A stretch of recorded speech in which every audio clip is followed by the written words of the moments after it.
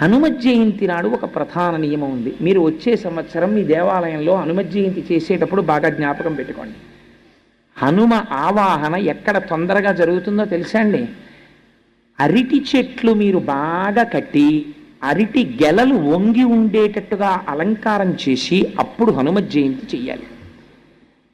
నేను ఇవాళ మీరు అడిగారు కాబట్టి ఒక పరమ సత్యం చెప్పేస్తున్నాను. హనుమ తొందరగా ప్రసన్నులైపోవాలంటే ఎక్కడ చేయమని చెప్పిందో తెలుసా అండి? పరాశర సంహిత.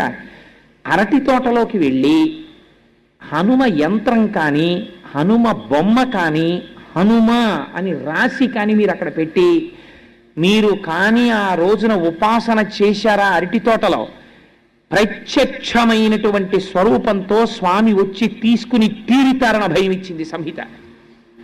అన్నిటికన్నా ఆయన తొందరగా ప్రీతి దేనివల్ల పొందుతారో తెలుసా అండి? అరటి పండుగ. కదలి పూజ అని ప్రత్యేక